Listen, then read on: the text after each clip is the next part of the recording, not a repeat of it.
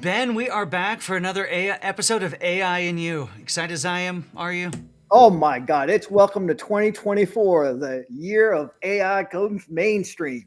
I know, it's taken over the world. I mean, last year we all learned how to spell ChatGPT, and now we're figuring out how to use it in our organizations. We had some great episodes, I thought, last year as we kicked this new series off. And today, of course, where we're going to get into the return on investment for AI projects.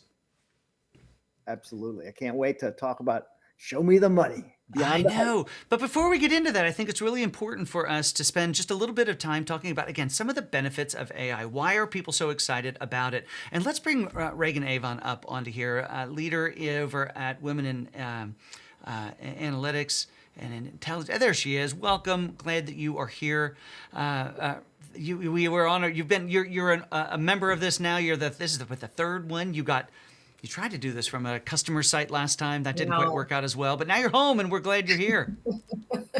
I have internet. I'll be here the whole time, I promise. That's I'm awesome. excited to have this conversation. Hi, everybody. I'm Reagan. I'm a founder and board member of Women in Analytics and co-founder and CEO of Align AI. And this topic is very near and dear to my heart. I have conversations about it all day, every day. So I'm very excited to jump into it.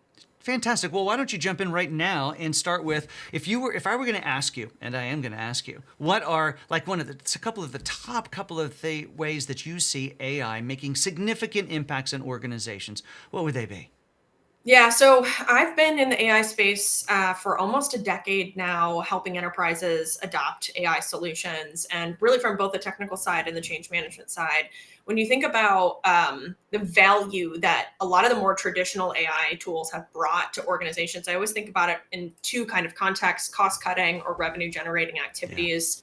And I've seen a lot of really great use cases when we talk about some of the more traditional and simplistic AI implementations, because they are a bit easier to track, a lift from a baseline, or, mass cost savings on marketing initiatives or supply chain use cases. We've seen lots of really great success in leveraging some of those more simplistic implementations. But with generative AI, it's a little bit more complicated because we're talking about generating words, generating text, and we're getting in more into the nuances of, like, if you understand why something is happening, how do you track and understand all the decisions and the value that the company gets from that? And we can talk about cost savings all day long, productivity gains, but that only gets you so much. And so most of the complex discussion is around value add, better decisions, better outcomes, and how do we attribute that back to these generative AI solutions? Excellent, excellent. So I did not mention, but you guys are so smart about it. You are all commenting over in the comments, whatever platform you're watching on, introducing yourselves. Please continue to do that. And of course, ask your questions as we progress through this. But we'd love to know who you are, and we'd love to know where you are, because this is a global audience, and it's fun to see how many people are going to show up from Columbus and how many people are going to show up from rest of the world. So there is Shout out to Salima. I see you commenting already. Go. I love that so much. Hey, Ben, give me one of the top benefits you're seeing of AI today in business. Well, I think the biggest benefit right now is it is the renaissance of like the analytics, right? This whole notion that, oh my God, data can actually do some really cool things in that. So it has created top of mind awareness that has created a focus around investment, because for the last 10 years there's been a lot of advancements, but I've not seen that it's seen as a strategic thing yet in a big kind of way, because the chat GPT interface has made this easy to see the impact. And so I think that's what I'm seeing. Yeah. Easy to stand on the shoulders of giants, isn't it? Exactly. All right. Well, hey, it's not just a three conversation here today. We've got a couple of other amazing guests to join up today. And let's start with Jack Phillips, International Institute for Analytics. Jack, welcome to the program today. Jeff, thanks for having me. I'm excited. Yeah. Hey, what's the day-to-day? And you're new to this program. What's the day-to-day for you as it relates to data, analytics, AI, all that stuff? I think I'm going to pile on to Reagan and Ben and take it a little further here. We at IA spend a lot of time talking about what we'll call enterprise analytics maturity. And this trend, to echo what Ben said, has really accentuated that, but it's come at it from a tactical perspective. So we're hearing leaders say the broad workforce is really energized by being part of this obscure thing that we heard a lot about, but all of a sudden accessibility. So you're taking all of that great, analytics capability and you're putting it at my fingertips. So of course we can talk about broad strategic ROI, but we're seeing it worker by worker by worker in terms of retention, excitement about sort of being at the company.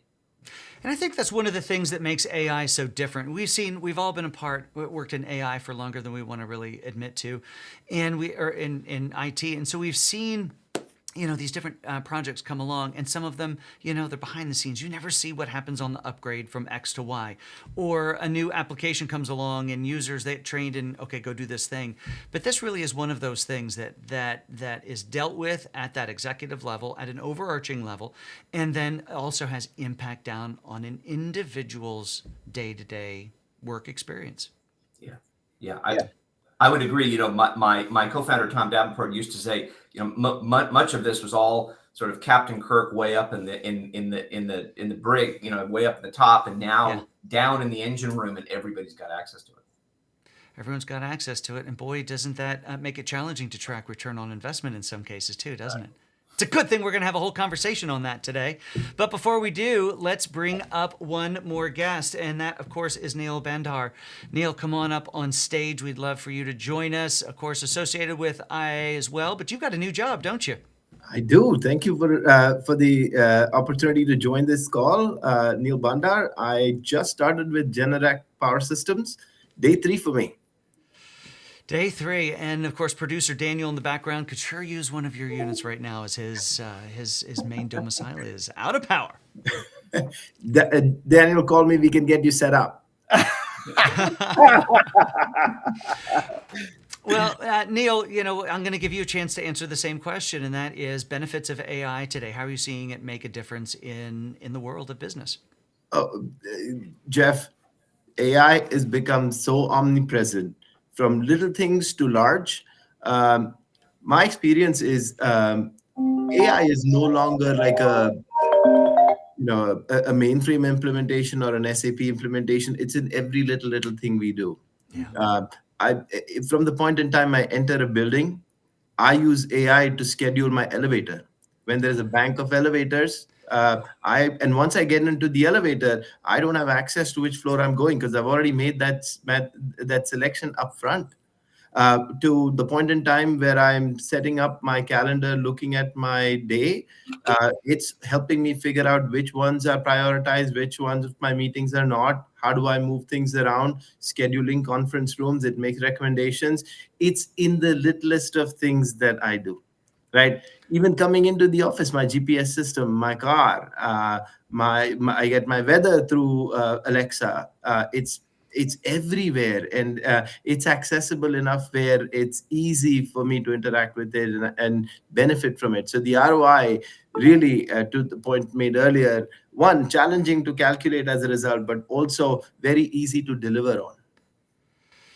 That's so true. And I was just looking at the comment from Alok, who talks about been in FinServ for 30 years, various trends, but AI, the key advantage is the ease of use that you can see, and you can see the results so quickly. And isn't that so true about it? But it does require enterprise rigor.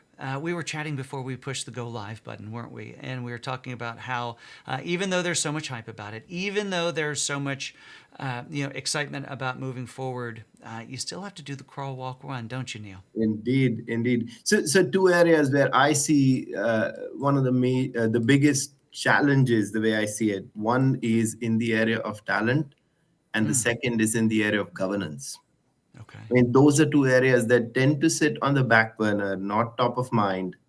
But those are areas where, as organizations decide, hey, I'm going to put aside a couple $1 million on an initiative or a couple $100,000 on an initiative, bring in the infrastructure, things that tend to be on the back burner and not get enough attention are those areas. Do you have the right amount of talent, the right kind of talent, the right kind of perspectives to question and look at things? And then these tools have great power comes great responsibility. As Uncle Ben said, is very, very true in the case of AI, and to a much larger extent, all models. Right? I had a conversation recently where someone said, "Why are we putting so much burden of proof on AI?" And the reality is, I don't think that the burden of proof is on AI. AI has just made this top of mind for everyone. The reality is, any model that is going to operate in some sort of an autonomous manner needs that governance to be in place, something that makes sure it's running the right way, using the right data, making decisions with the right social, ethical perspectives in mind, and to extent possible, even taking the future in mind, not just the prevailing requirements, regulations that exist. Yeah, so true. Reagan, I saw you as Neil started his answer there. You were nodding along. You know, you work as the founder of your own company, helping companies adopt this stuff. You know, we're talking about governance. We're talking about these building blocks of things that still need to happen. Just because it's hot and it's exciting doesn't mean we get to not deal with the basics that have to be dealt with in any IT project. Yeah, we often start with helping organizations define what ROI can look like. So, what are the costs associated with it? What are the potential upsides? How do we think about calculating revenue gains or cost savings per use case, which is very challenging and very different? It's not a one size fits all. And so on the cost side is governance. If we screw up, we could get fined. We could have, multi-million-dollar fines that we need to address. We could also be wrong, and there are costs to being wrong. And so if we don't put the right guardrails in place, we're screwing ourselves from an ROI perspective, So I think one, it's understanding very deeply what the use case is and how we expect this technology to lift it. In some cases, it's easier than others. And the second is really thinking comprehensively about the costs associated with it, which does very much include governance. It includes a controlled and framework oriented mechanism of figuring out to build versus buy and what parts to build versus buy. And so we often have a lot of those conversations with folks just so they get the parameters and the variables to look at. That's like step number one. Yeah. Can I just jump in there? Yeah. Yeah. This is like I was talking to some folks. Like AI is like a thing. Like like boat owners. The best day, there's two best days: when you buy it and we sell it. Because AI is like a thing. Like it's really cool, and you can buy it, but unless you actually think through the total cost, you're like, I want out, right? And so you're going to be battling this notion of you've just released something that is really cool, right? And now people want it, they expect it, right? But then you have this incredible sort of like operational base of costs and complexity that if you haven't really thought through the operationalization sort of perspective, and Reagan, this is exactly like, the technology and all those kind of things, you can get yourself in a whole bit of hurt in that. That's where like, a lot of the solid foundations around the folks around here can help talk you. Here's like the building blocks. Like it ain't that easy. And so when you think about ROI, it's the same fundamentals that we use to calculate ROI forever with technology. It's just understanding the variables when you look at total cost over time. Yeah, so let's dig into some of that. But before we do, I really want to call out Sarah, who's joining from a Data Literacy Academy. Super awesome, and she's part of the marketing team. And what I love about this example is simply that AI is that one tool that is impacting literally every department in every organization, or has the opportunity to. All right, so let's jump back into ROI. Let's talk about some of those fundamentals. What are those key contributing or influencing elements that drive or contributing factors in ROI? So, Jack, maybe pop back over to you. What do you see as some of those key elements? Yeah, I think now, so I think probably estimating expenses on the cost side, sort of the I side of ROI is, I think we can do that. I think analytics leaders now are being forced to almost be, the insurance industry risk managers. So I think there's now this new area of, Reagan, as you said, the likelihood of my costs tripling or quadrupling. Now, all of a sudden, analytics leaders are becoming sort of actuarial scientists almost from the insurance industry. That's a hard one because you've got to reach across to legal counsel, privacy folks, obviously business owners. This becomes, I think, in the old days, candidly, that is pre-Gen AI, there was some of this, but it was a fairly straightforward. I buy things, it makes me able to do things better. I can measure that improvement, that lift, and I can calculate it. Now, leaders that we work with are just really challenged because they're running all over the organization to make sure that everybody's included. Because to Neil's point earlier, everybody wants to be included in this, right? So I'm not know that I'm answering your question directly, Jeff. It's just much more complicated than it used to be. Isn't that true, Megan? It's so. I wish I could just get everybody to talk at once, but then the listeners would really have a hard time with it. Because it's, as you know, if different people are making their comments, you can see them bouncing, getting excited for an answer. Megan, follow up on that one if you wouldn't mind. Yeah, I think the thing I loved about that was the risk side. So things can go wrong. It's, you know, the famous quote, all models are wrong, some are useful, right? Like they will go wrong. And I always have the slide up saying it will be wrong. So how do we understand how it might be wrong and the likelihood of it being wrong? And how do we try to prevent that or put human in the loop to try to catch those things and correct them before they end up happening? So that is a key variable included. And I was nodding my head very violently at that section because I think the cross collaboration across the organization is where a lot of the inefficiencies start to happen. So working with risk, working with legal, working with procurement, you know, getting all of those individuals in the room to have the right conversations about these costs and make sure that you're having a fully comprehensive conversation, getting your CFO in the room, getting them involved. You know, that's kind of where I see this typically fall down, is that people are missing core pieces. And so they're at a much higher risk because they don't have all of the pieces together.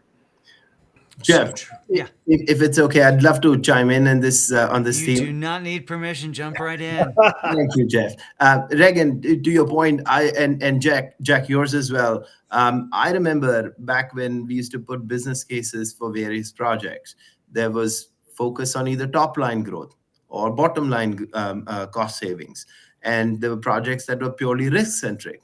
Now, as these business cases come up for evaluation, each and every one of them, whether it's a top line growth project, whether it's a bottom line cost savings project, they have to have a risk component. Right. And the interesting thing is we've gotten very creative when it comes to thinking about ROI. ROI no longer is in terms of dollars and cents and you know, the reputational risk aspects and stuff. We now bring in our procurement guys, our sourcing guys to think about how do you get indemnified in case this thing breaks, right? Especially in cases where there's plug and play. Instead of the traditional build scenario, you're going to buy something, you plug it into your ecosystem. Are you being protected if one of these things gets breached? Are you protected if a model makes a decision that is unfavorable to a certain demographics or a social segment? So there is a lot of creative thinking that's now going into the idea of an ROI. It's no longer just a financial calculation. That's so true. And I do think, just to add one quick point onto that, because I've heard it consistently of executive leadership across these large enterprise organizations, they're thinking about it as program management for the initiative that AI enables. So if we're talking about ROI, we're talking about ROI for this big productivity initiative to help people with data analysis with Microsoft Copilot. We're thinking about it in the context of a thing, not AI on its own. So a lot of people who might be just focused on AI in a silo, like how do we quantify ROI of AI in general, is like kind of a silly question to ask. It's more in the context of these bigger business forward objectives and initiatives that are supported by AI. Yeah, well, that's such an incredible point that you make there, Reagan, because it's exemplifying the fact that these are enterprise-wide initiatives. There's nothing that's happening in a silo. You could say that about most of the IT stuff that's going on these days, but no more so than over here. And that drives the question of, all right, so if we're going to go down this road of engaging in an AI project, how do we build consensus? Because if we are going to go all across across the organization, business unit by business unit. You're going to be knocking on someone's door who hasn't heard from you before because they run a little, business over here or a division over here inside of the organization. But AI can have an impact. Let's roundtable really quick around building consensus for these projects. But before we do, there's one other piece we really need to call out, and that is that AI is impacting every aspect of every business and in every geography. I really want to call out. We have a guest here from Ghana, Africa. What an amazing point to have somebody join from there, because this is a technology not just impacting small, medium, and large business, but business all around the world and individuals around the world. All right, so roundtable, building consensus. Neil, over to you. I think from a building consensus perspective, I feel like AI is like sunshine. It needs to fall on every part of the business. It needs to light everything up. It needs to basically, speaking with some colleagues and friends over the years, the bigger fear is we need more intelligence and less of the artificial side. But I really think you need to the more sunshine falls across all parts of the business, the more wisdom, awareness, and knowledge it'll create. Ben. Yeah. So one, you got to start slow to walk fast, which means don't get too excited. And let's get base.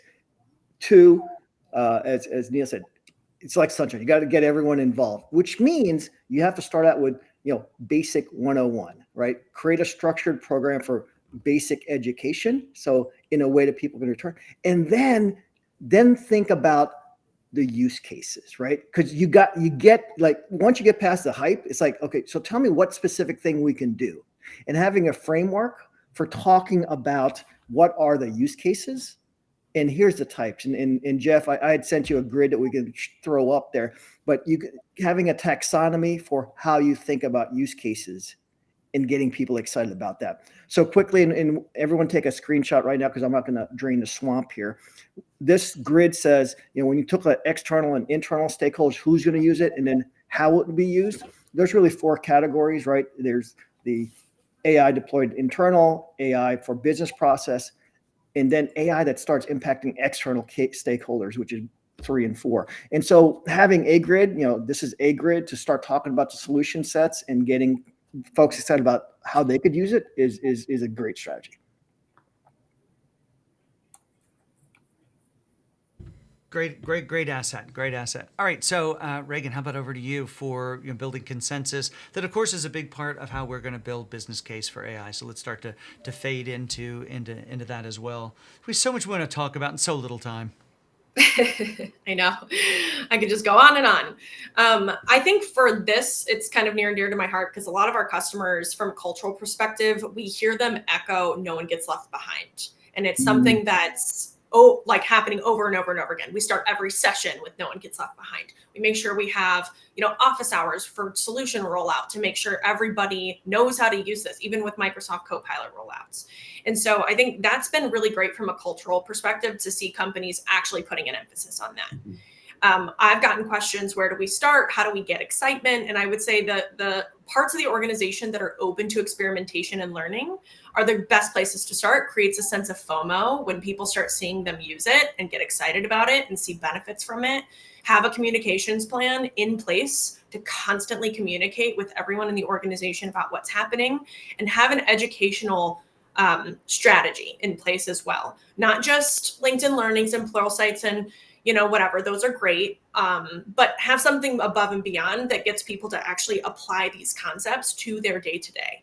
And I think those little things added together really starts to get everybody rowing in the right direction, everyone excited, starts to get some consensus about things, and starts to get some order about progress with AI. Yeah. Jack, your thoughts? Yeah, we're seeing the highest performing leaders largely have much of this in place already. They've been doing this with BI initiatives and analytics initiatives.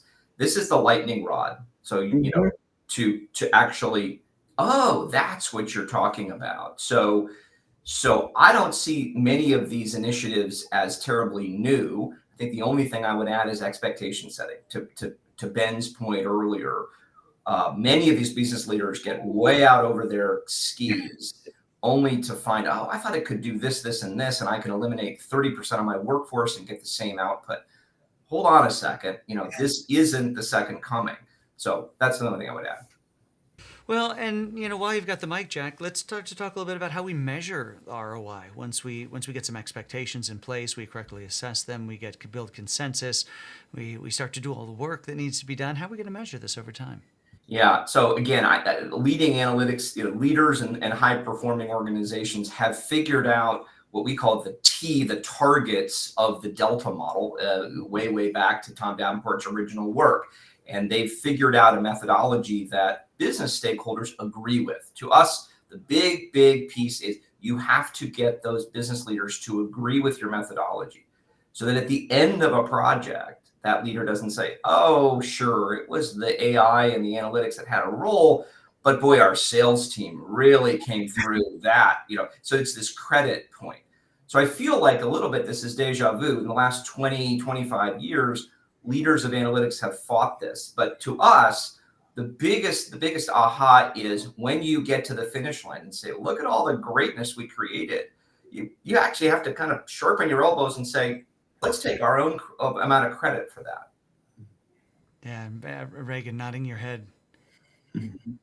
Yeah, for sure. I think the other component to calculating ROI is the shared service. So you hear it often with data sets. The more use cases we can leverage with the data set, the more value we get from that one data set. So it's a many to one kind of calculation.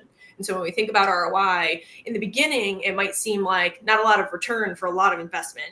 But over time, as you start to reuse data sets, reuse some of the infrastructure that you've built, and look at some of the variable versus fixed costs associated with that, it starts to get more and more compounding in value. And so it's hard to get to that critical point because that assumes that you've got momentum, that assumes that you have scalable process. But there is a tipping point that I see a lot of organizations get to where it's not these bespoke initiatives anymore. They're actually kind of running with it. Yeah, Neil, your thoughts? Yeah, Jeff. So to build on what Regan and Jack said, the idea of calculating ROI is improving on your existing assets. I mean, with connecting more dots in terms of data, I feel like we used to end up buying a bunch of different data sets for one-off purposes. Now you can use those in your training data for AI to have a much long-term return on that investment. So your ROI is no longer limited to just the implementation of the software, but all that pre-investment you've done on the data side, both on the cleanup, on the prep, and even those data sets that you're buying that were for one-off purposes. Now, one thing that I do want to ensure doesn't come off as a very simplistic answer on the ROI calculation, which is you've got to have a very broad perspective and a predefined thought on what policies exist on how the data is to be used. Yeah. Right? Yeah. All these social contracts, consents, disclosures that we capture when this data comes through, but oftentimes those tend to get overlooked, or there are people that and organizations that I've known of that are gun shy of bringing things beyond the bare minimum. Now, as true as it is for an AI model, the more value you're going to get is in connecting as many dots as possible. Yeah. Neil, it's almost if we're going back to the beginning of the conversation, and it's as an IT project that needs to be dealt with in a mature way. Indeed. And not just thrown against the wall and hope that it works well. Absolutely. I do wish to make one last point, Jeff, which is basically to what Ben was saying earlier, which is, the happiest day for a boat owner is the day you buy it and the day you sell it. AI tends to take that sort of a form sometimes, where the FOMO causes a lot of excitement at start. Everyone wants to jump in, but then if you don't have a sustainable model to continue to train people, give them the flexibility to think and ask those creative questions, empower them to think in ways outside of their box, you're going to be severely limiting the ROI of a capability like AI. Yeah. Like AI is not just a pigeonhole. Yeah. Jeff, if I could just jump in real quick, just one point. I spent the early part of my career as an industrial engineering in like calculating ROI on projects for everything, right? What I realized is that is in the known world, right? When you think about where AI leads us into new customer experiences, new things, that's the unknown. So I think that's where it gets really hard. Yes. Is traditional methods for accounting for ROI Mhm. that don't contemplate, what is your market risk for not doing something, right? What is in thinking about things from a innovation platform in versus a sort of like maximizing the asset base you have, right? So it's playing not to lose, which is a cost optimization, versus playing to win, which is like let's swing, right? And so I think the first part of this is kind of, and you don't know until you do it. And as I said earlier, you're not going to learn how to drive in a parked car. So for those kind of organizations, like you got to do something if you want to talk about it. Jeff, I want to chime in on what Ben just said. So one of the things that I've been working on separately offline is the idea of reducing the cost of curiosity. Ah, Right. So when you think about that as a concept, what you have to start to realize is, in order for you to truly reduce the cost of curiosity, every incremental question you keep asking and asking and asking needs to cost less than your previous question. Right? When I buy an Alexa device, it's I am no longer paying for that device every question I ask. Yeah. It's fixed cost for me at that point, other than the cost of the internet, cost of power, which is minuscule compared to everything else I do. So your ROI calculation has to have those sorts of perspectives when you approach AI. Yeah, that's so good. And I did have to mute so I could type without being heard. Reduce the cost of curiosity. I think that's going to get printed above my desk here and becomes the new mantra for 2024 for me. All right, we are a little bit over time, but I don't want to stop yet. So here's what we're going to do. First of all, a huge thanks to all the folks who have been commenting as we've gone along. I wish we could have addressed all of them. I'm glad that Daniel has brought them up onto the screen. Sarah, Sadul, I mean, some great comments in there and great wisdom. So hopefully everybody's able to see those down in the thread. So here's how we're going to end this. And it's going to be, if you could encourage folks to do one thing around ROI. Maybe it's how they get started. Maybe it's continuing. Maybe it's how they think about it. Now's your chance to encourage the world, because literally from Ghana to South Africa to San Antonio and Columbus and all points in between, we have people listening. So let's start with Reagan. Yeah, I would say I'm going to steal a quote from my dear friend Kathleen Maley, and she tells everyone that she works with, even internal stakeholders, that if you're going to do AI, you have to be willing to change. And I think there's a cost associated with that change, and so that might be one of the biggest shifts in perspective. That might be a little bit different. Is just you have to be willing to change, and you have to be willing to deal with ambiguity. And so there's a piece of it, like I've heard lots of financial organizations that are like, I need to see how this hits the P&L. And in some cases it will, and in some cases it will not. And so I think having a more innovative mindset, like Ben said, and also having a perspective of being willing to change is super important. That is so good. That is so good. All right, Jack, how about you? I would say, remember that this profession is not new. AI may seem new, but this profession is not new. Borrow from others who have, sharpened their pencil on a return on an investment calculation. So remember that this is stand on the shoulders of others, maybe, is my advice. That's a good one. Neil, over to you. Yeah, I'm going to combine what Regan said. Reminded of Edward Deming's, it's not necessary to change. Survival is not guaranteed. It's not mandatory. That's powerful. Good. I love it. Ben. I don't know how I follow all those brilliant. Other than the notion of like, maybe, so when people are talking about what's the cost, the ROI in doing it, they should think about what's the cost if I don't do anything.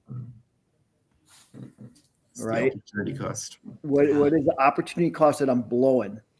Yeah. Right. What happens to all your competitors when you just ask Nokia, who used to be like the biggest sort of like cell phone. They did all the right things, but they missed some cues. They did. I think they invested a little too much R&D into the quality of their buttons on their phones. Maybe that was it. Maybe we didn't need buttons after all. Well, everyone, I hope that you've enjoyed this. We're coming back with more of these. We'll be slicing this content up and making it available on all the channels in LinkedIn and YouTube's and with all these organizations as well. And I also want to encourage you, if you want to learn more about any of this sort of stuff, our course great benefactor, Rackspace Technology, we have a program called FAIR, which is the Foundry for AI. Here at Rackspace, but here are all of the QR codes for you to learn more. So I'd encourage you to go check out FAIR if you want to learn if your organization is ready to start adopting. There's a great quiz that'll help talk about your organization's propensity for being able to adopt AI over on that FAIR website, fair.rackspace.com.